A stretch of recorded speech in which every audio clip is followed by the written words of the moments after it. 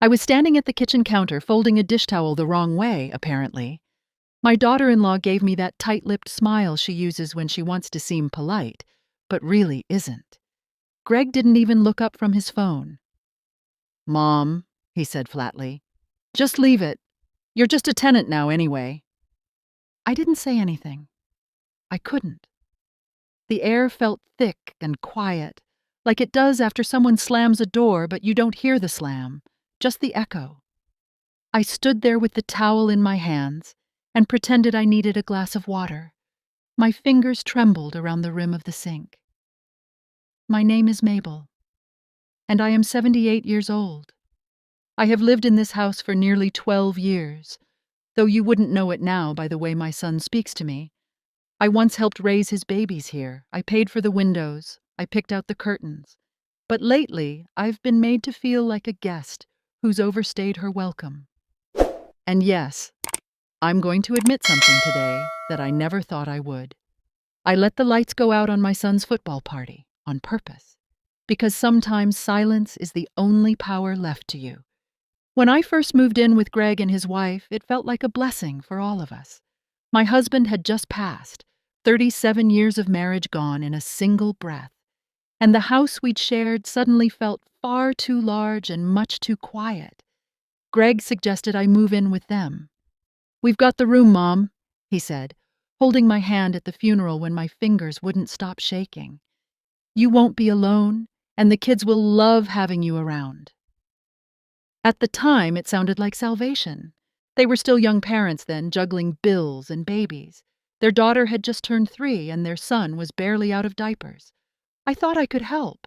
Meals, baths, school runs, stories before bed. I sold my car and dipped into my savings to help renovate the basement into a small suite for myself. It was Greg's idea. He said I should have my own space so I wouldn't feel like I was in the way. I appreciated the thought. I chose a soft yellow for the walls, something warm and gentle, and paid for the plumber to redo the bathroom so the water pressure wouldn't aggravate my arthritis. Back then, the house was full of movement. I remember folding laundry with my granddaughter perched beside me, pretending to help. She used to call my wrinkles smiles I hadn't used yet. We had tea parties on the porch, sticky hands and imaginary biscuits, and when Greg came home late, I'd save him a plate of dinner and rub his shoulders while he vented about work. I wanted to be useful. That's what you do for family. You give what you can, when you can, without keeping score. There were nights when his wife would fall asleep on the couch, and I'd gently drape a blanket over her shoulders before turning out the light. Quiet things. Loving things. I never asked for thanks. I didn't need it then. I just wanted to feel needed, to be close to them, to feel like I still had a place where I belonged. I was the one who bought the new stove when the old one gave out. The receipts still sit in my drawer. I replaced the cracked tiles in the entryway with my retirement money. I didn't ask for reimbursement. Greg said, "We'll make it all even later." And I believed him. Not that I was keeping track, but now, when I hear him talk about his house, I wonder if I should have drawn up something in writing, even just for peace of mind. It's strange how a place can shift under you. The walls still look the same.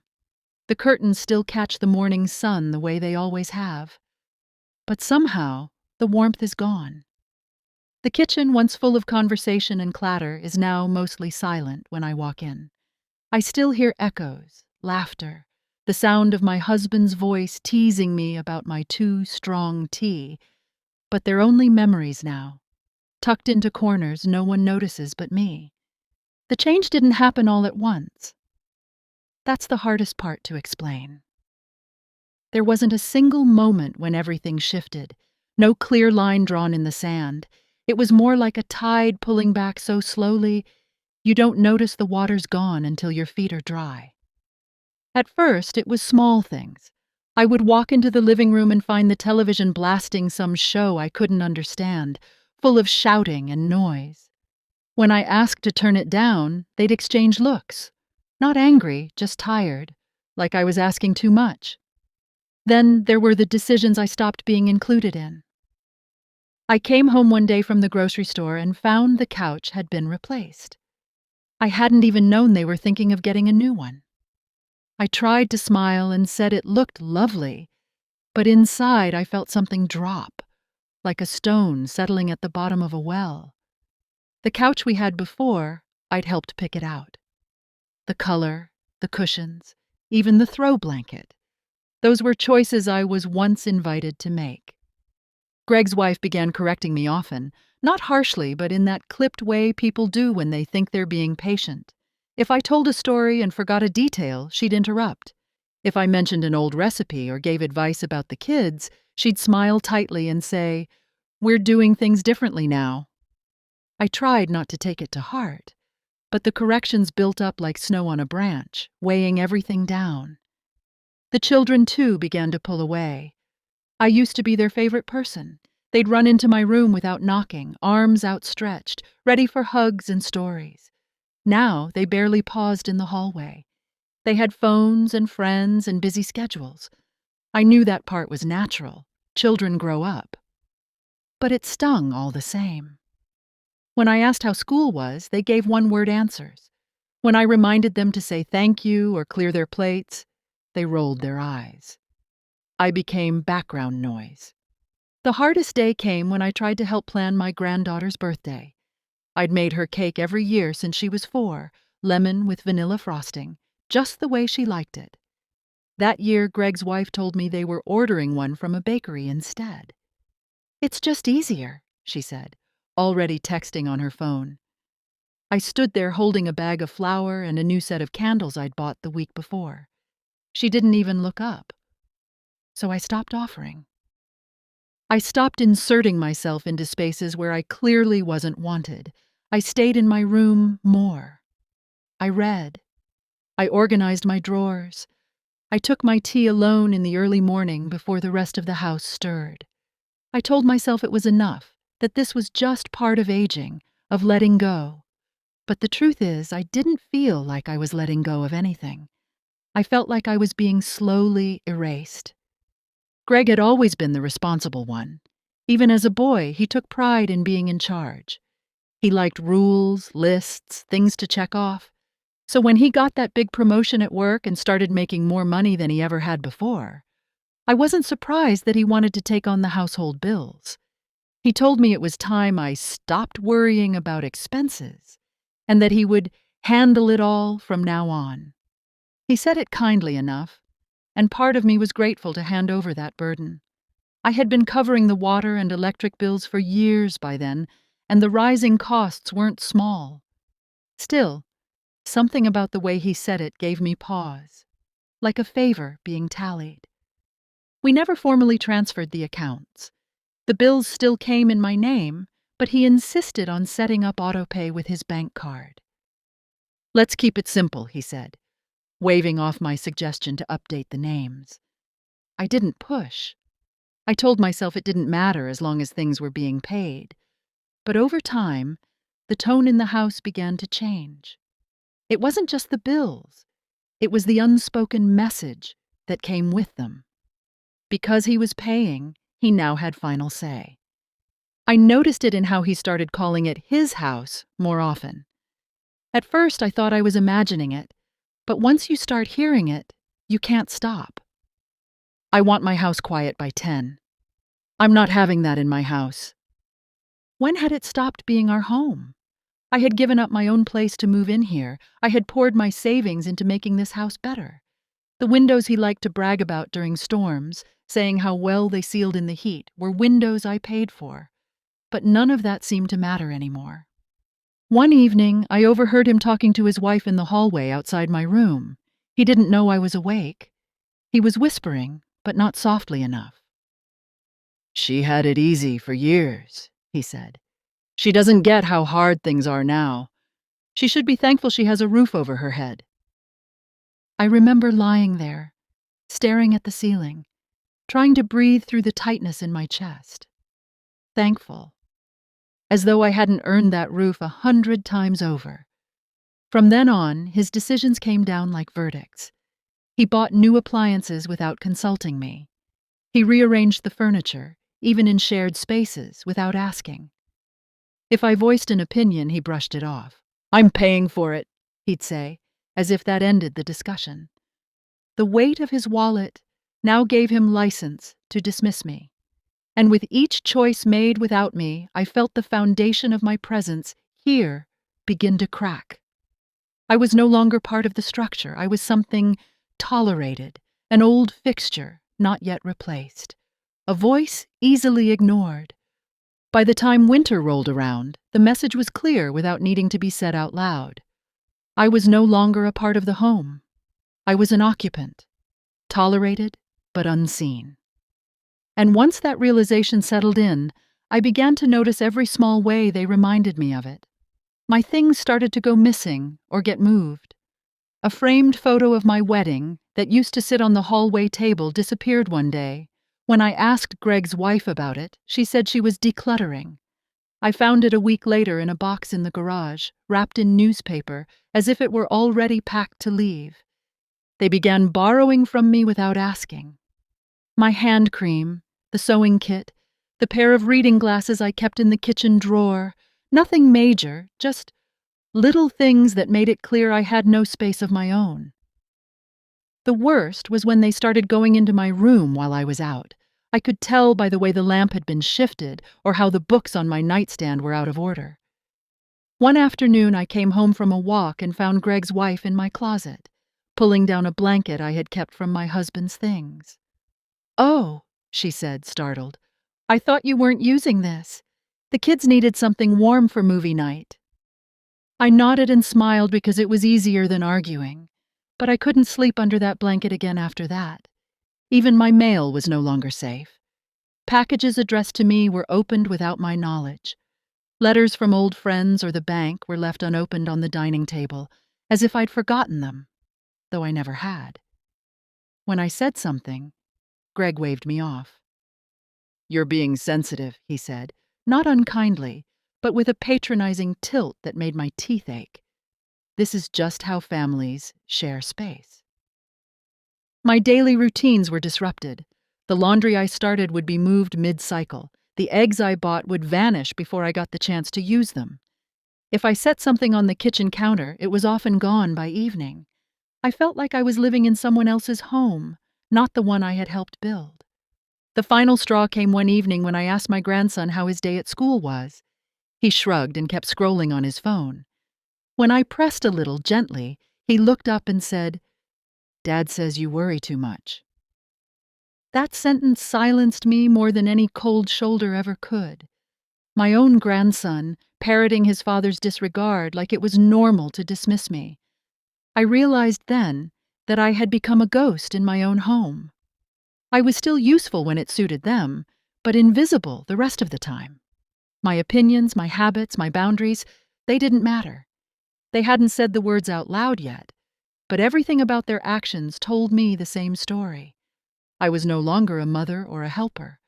I was just an inconvenience, expected to keep quiet and stay out of the way. It was the middle of October when Greg started planning his football party. He was always loud about his loyalty to his team, though I never understood the game well enough to follow all the excitement. Still, I'd gotten used to the way he turned everything into an event. This time was different, though. Bigger. There were catering menus spread across the kitchen table, delivery schedules on the fridge, even a rental projector arriving the day before. The house buzzed with preparation, except none of it included me. I wasn't asked to help, not even with the napkins or making room for the coolers in the garage. When I mentioned I could make my buffalo chicken dip, the one his friends always used to request, Greg smiled, but it didn't reach his eyes. "We've got it covered, Mom. Just enjoy the day. Take it easy." I stood there feeling like someone who'd accidentally wandered into the wrong gathering. That dish had been my way of being part of things. I always made it with extra care, even when my hands ached from arthritis. But this time, I wasn't part of the plan. 2 nights before the party, I overheard Greg and his wife talking in the living room after they thought I had gone to bed. He said something that settled deep into my spine. "She's not really part of this anymore.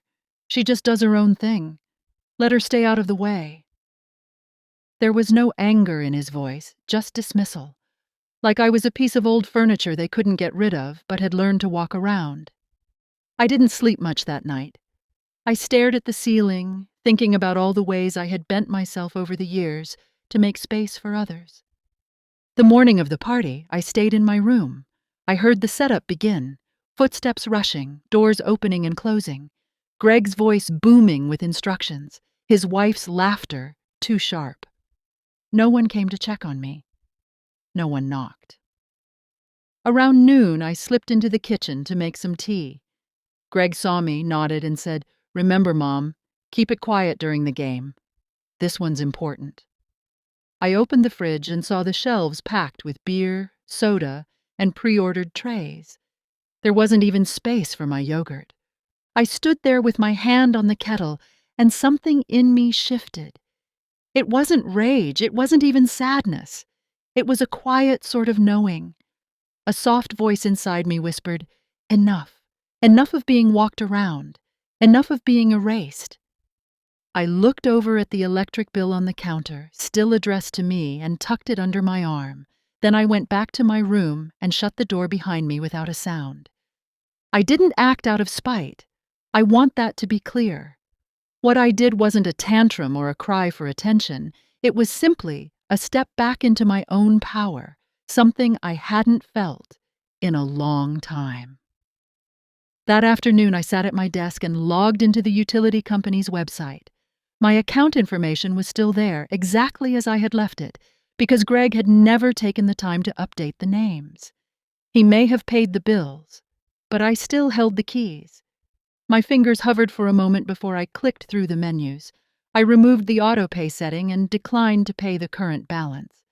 The bill wasn't overdue, yet, but I knew exactly when the cutoff would come. And so did they. It was written in red at the bottom of the page. I didn't tell anyone what I had done. I went about the day as usual. I folded some towels, dusted the picture frames in my room, even watered the peace lily on the windowsill. I felt strangely calm, the kind of calm that comes when you've stopped asking for permission to exist. I could hear Greg out in the yard laughing with his friends while they set up the big projector screen. His wife was yelling for more ice. There was a rhythm to the chaos, a certainty that everything would go as planned. No one suspected a thing. That evening, Greg popped his head into my room and told me again to keep things quiet during the game. I nodded. "Of course," I said, and I meant it. I had no intention of making any noise. I was going to let silence speak for me. The next day, the house buzzed with excitement. People began arriving hours before kickoff, all of them loud and full of cheer. I stayed in my room with the door mostly closed, listening to the rise and fall of voices, the clinking of bottles, the familiar sound of Greg holding court like he always did. At exactly 4:05 p.m., the lights flickered once and then went out. There was a beat of silence, followed by confusion. At first, they thought it was just the projector. Then the kitchen went dark. The music stopped. The blender sputtered mid-whirl. Voices turned to questions and questions to frustration. I could hear Greg trying to reboot the system, fiddling with cords, opening the fuse box. Nothing worked. I sat on my bed, holding a warm cup of tea, and waited. I knew it wouldn't take long before he'd come looking for answers. And when he did, I'd be ready with the truth, the kind that needed no explanation, just a reminder of what he had said to me only days before. After all, I was just a tenant now. Let the landlord figure it out. The moment the lights went out, the energy in the house shifted like a snapped wire. From my room, I could hear the confusion spill out in waves. First came the gasps, then the half-laughs, and finally the irritated murmurs. Someone shouted from the backyard, asking if the game feed had cut off. A woman called out that the blender stopped mid-margarita. There were the scraping sounds of chairs being moved, footsteps pounding through the hallway, and Greg's voice rising above it all. "What the hell?" he barked. somewhere near the fuse box. The switches clicked one after another, a frantic rhythm of denial. Then silence again, and the low whine of someone trying to turn on a dead television. I sat quietly in my room, the only place in the house lit by a single battery-powered lamp I had charged that morning. I took a sip of my tea, still warm from the thermos I had filled before noon. The windows let in a soft dusk glow, enough to see the familiar shapes of the books on my shelf, the framed photo of my husband, and the unopened electric bill tucked inside my top drawer. Greg's footsteps stomped toward my end of the house. The sound was heavier than usual, like the weight of the moment had shifted from annoyance to something deeper. My door creaked open before he even knocked. He stood there in the dim hallway, red-faced and sweaty, eyes darting around my room. "Mom, what happened?" he demanded. "Did you see anything? The whole house just shut off." I looked up at him from my chair, folded my hands in my lap, and asked, "Is the game not playing?" My voice was calm, without a hint of sarcasm, just curiosity, like I was a stranger inquiring about a stranger's day. Greg ran a hand through his hair, clearly frustrated. "No, the game's not playing. The power's out. Everything's dead. I've got 20 people here and nothing's working. The bill was paid. At least, I thought it was." I nodded slowly, then glanced at the drawer where the bill sat untouched. "Was it in your name?" I asked, watching his face. He blinked, the question catching him off guard. "What does that matter?" he snapped. I shrugged. Sometimes when accounts are left in someone else's name, they have certain controls, things like payments or cancellations. The words landed between us like stones. I didn't raise my voice. I didn't stand up. I just let the silence carry the meaning. Greg's face shifted. Confusion first, then something that looked like realization creeping in. He opened his mouth, then closed it again. For the first time in a long while, he didn't have anything to say. I turned my gaze back to the window. Outside, the sky was streaked with gold and shadow. The house was quiet now, except for the shuffle of guests gathering their things and murmuring about finding someplace else to watch the game. It was only then that Greg finally backed out of the doorway, leaving me alone in the silence I had chosen. Greg found me again in the kitchen about 10 minutes later. By then, most of the guests had cleared out. Some offered awkward goodbyes, others didn't bother. The food was still sitting untouched on the counter. The once sizzling trays now cold under the lifeless bulbs. The big projector screen had been dragged inside, its cables knotted in defeat. The house felt smaller in the dark, tighter, like all the noise had been sucked out and replaced with something heavier. I sat at the table with my hands folded around a ceramic mug, long since emptied of tea. The room was dim, lit only by the fading light from the window and the faint glow of a solar lantern I kept near the back door. Greg walked in without speaking. His expression had changed. The anger was still there, but it had cooled, buried under something more brittle. Confusion, maybe. Or embarrassment. "Mom," he said, trying for patience, "did you do something to the utilities?" I looked at him. His face was tight, mouth set like he was bracing for an argument. I didn't argue, I didn't even flinch. I just tilted my head slightly and replied, "That's tenant business, Greg. Maybe ask your landlord." He blinked, not immediately understanding. Then his eyes narrowed. "What's that supposed to mean?" he asked, but the sting had already landed. It was his phrase, after all, the one he had used so casually, so confidently, when he thought I was too passive to answer back. The one that reduced me from a mother to an extra body in his house. I stood slowly, my knees stiff but steady. I took my empty mug to the sink and rinsed it under the trickle of water still running. I didn't need to explain myself. I had already said everything in the only way he seemed to understand. Greg hovered near the doorway, unsure of whether to push further. I could see the questions in his face. Was I bluffing? Would I turn the power back on? Had I really gone through with it? But he didn't ask any of those things out loud. He just stood there, waiting for me to make him feel better. I dried the mug with a towel, folded it neatly, and placed it on the rack. Then I turned to him one last time. If you want control of the house, Greg, make sure the name matches the mouth. He opened his mouth again, maybe to argue, maybe to plead, but I didn't wait to hear it. I walked past him, calm and steady, and returned to my room. I shut the door quietly behind me and sat down in the chair by the window. Outside, the first porch lights of the neighbors had started to glow, reminders of the power still flowing everywhere else. In this house, though, the darkness had finally caught up to the people who thought it would never touch them. Chapter 10. The Aftermath. The next morning, the house was unusually quiet. I woke early, as I always do, and moved through my small corner of it without making a sound. The silence wasn't peaceful like before. It was weighted now, thick and unspoken. Even the creak of the floorboards under my slippers felt louder than usual. I boiled water for tea, careful not to turn on any lights. The power hadn't been restored, and I had no intention of rushing to fix it. Greg came into the kitchen mid-morning. His hair was uncombed, and the collar of his shirt was wrinkled. He didn't look angry this time. He looked tired.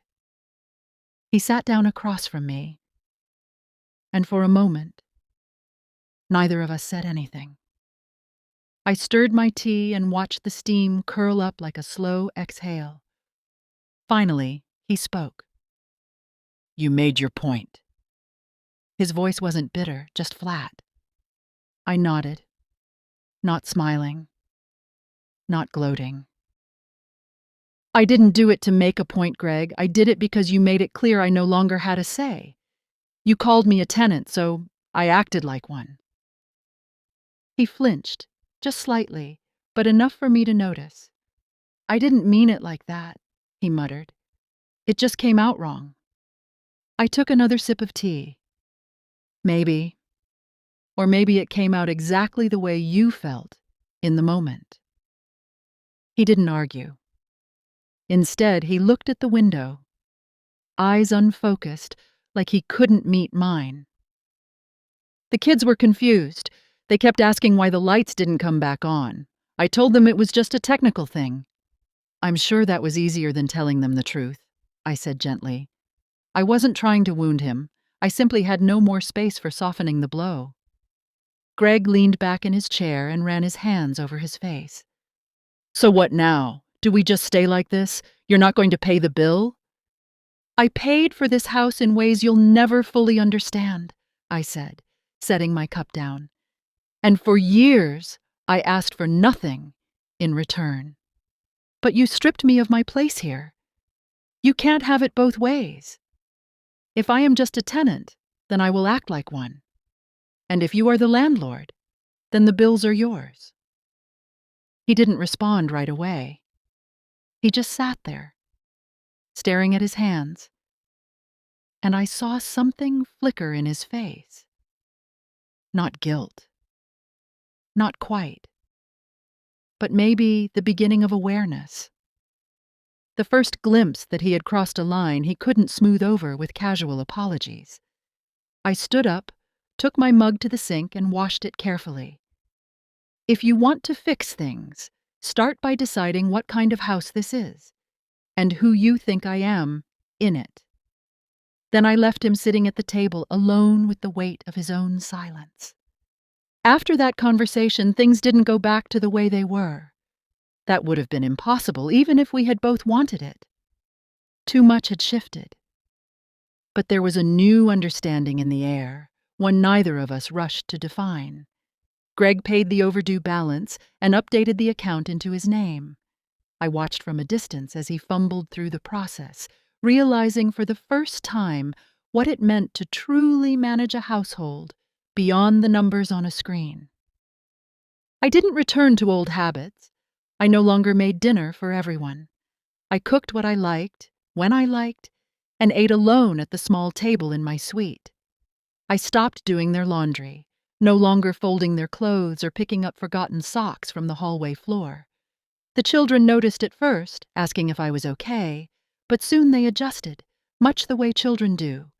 They began to help more around the house, now that no one was quietly taking care of things behind the scenes. Greg tried, in his own awkward way, to bridge the space. He asked me once if I wanted to join them for a movie night. I declined, politely. Another time, he offered to fix a shelf in my room that had started to sag. I thanked him, but said I would take care of it. He stood there for a moment, holding his toolkit, unsure of what to say. Eventually, he nodded and left the room. I began looking at assisted living communities in the area. Not because I was pushed out, but because I wanted options. I wanted choice. I wanted control over where I spent the rest of my life and who I spent it with. Some of the places were bright and modern, with reading rooms and morning Tai Chi. Others felt sterile, too quiet, too clean. I took notes, visited a few. I didn't rush. I just let the idea of possibility sit beside me like a companion. One afternoon, I received a call from my old friend Ruth. We hadn't spoken in months. She said, "I saw your name on the waiting list for Maple Ridge. You thinking of moving?" I told her I was thinking of living. Not just staying. Not just enduring. Living. And that's what changed. I wasn't looking for revenge. I wasn't punishing anyone. I was reclaiming my role. Not just as a mother or grandmother, not as a helper or tenant, but as a person who still had say, who still had ground to stand on. The kind of ground no bill or dinner party could buy. The kind of ground I had earned with years of love, sacrifice, and quiet strength. There is a quiet that comes after certain storms. Not the fearful hush before the thunder rolls in, but the stillness that settles once the rain has done its work. That is what my days feel like now. Not empty, just still. I wake early, as I always have, but the weight on my chest is lighter. I move through the house with purpose again, not urgency. I am no longer trying to prove I belong. I know that I do, whether they choose to see it or not. The kitchen, which once felt like contested ground, is simply a place where I make my tea. I don't rush to clear their dishes. I don't wait for a thank you that never comes. I sit by the window and let the sun spill across the floor, and in those moments, I feel whole. There is something profoundly peaceful in choosing your own pace after years of living by someone else's. Greg still tries now and then. He asks how I'm feeling, if I need anything. I appreciate the effort, but I no longer bend myself around it.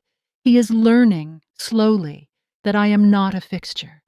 I am not his responsibility. I am not invisible. And whether he meant it or not, his words marked a turning point. He called me a tenant, and in doing so, he handed me back my independence. I started writing letters again. Not emails, not texts, but real letters. Paper and ink. The kind of correspondence that requires time and thought.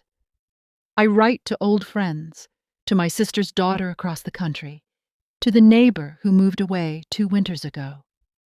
In each letter, I include a little detail from my life, a book I've read, a dream I remembered, a memory I had long forgotten but that surfaced in the stillness of my mornings.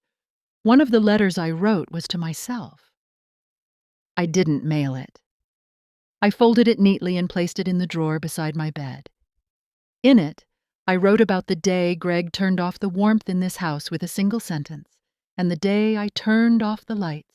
In return, I wrote about what it felt like to be seen only as useful, then not at all. And I wrote about the moment I stopped waiting for someone else to hand me dignity and reached out to take it back myself. That letter is not for anyone else to read. It's for me, a reminder that silence is not always surrender. Sometimes it is strategy, sometimes it is strength, and sometimes it is the space we need to remember who we were before we let others define us. The phone on the kitchen table is still unplugged. I left it that way, not out of spite, but because I like the stillness it brings.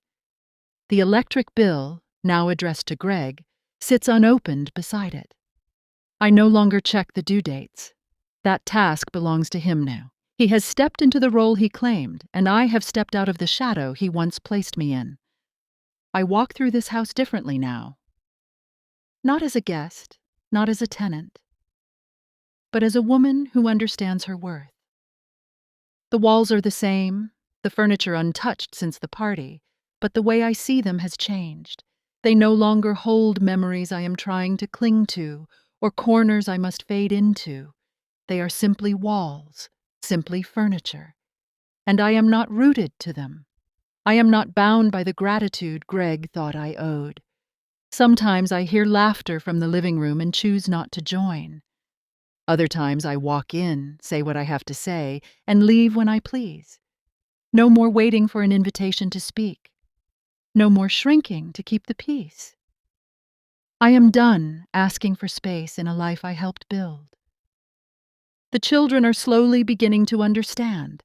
My granddaughter now knocks before entering my room. She brought me a bracelet she made at school, sat beside me, and asked if I'd like to read to her again. I said yes. Not because I was expected to, but because I wanted to. That is the difference, the one I needed all along. Choice. As for Greg, he remains quiet most days, unsure of the right thing to say. I don't fault him for that. Unlearning takes time. But he knows now that the balance has shifted, that his mother is not someone who will be folded into the background. He no longer makes jokes about me having it easy. He speaks with less assumption and more pause. Like he is listening for the first time, say, I haven't decided yet if I'll move. The folder with brochures from the assisted living communities sits on my desk. Some days I flip through them. Other days I close the drawer and go sit in the garden instead. The choice is mine. That, more than anything, is what I reclaimed. Not revenge, not superiority.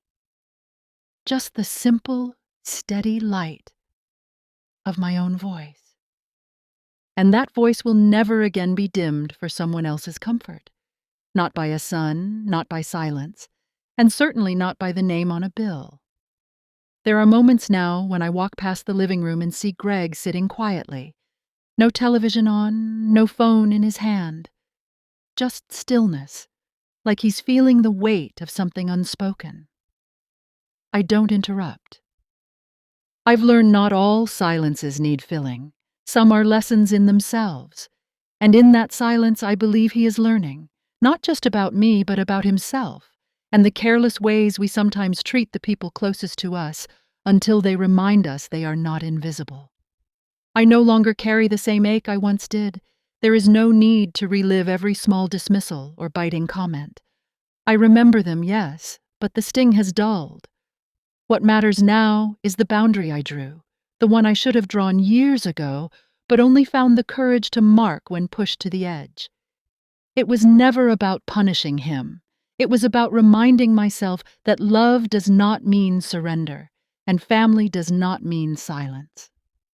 The house has found a rhythm again, not the same rhythm as before, but a quieter one, shaped by respect and space. I don't pretend things are perfect. There are days when I still feel the edges of loneliness, days when I wish my husband were here to sit beside me and say, "You did the right thing." I often wonder what he would have said if he'd seen how things unfolded, how our son forgot the lessons we tried to teach him, lessons about kindness, about humility, about the kind of strength that doesn't come from control, but from care. Some evenings I take out my photo albums and flip through the pages slowly. There's one picture I always stop at. Greg as a boy, maybe 8 or 9, hugging my waist tightly while I kneel in the garden with soil on my hands. His eyes are closed in the photo, his face pressed against my apron. It used to bring me tears, but now it brings something else. Perspective. We were different people then, both of us. Time has a way of reshaping us, sometimes gently, sometimes like water over rock.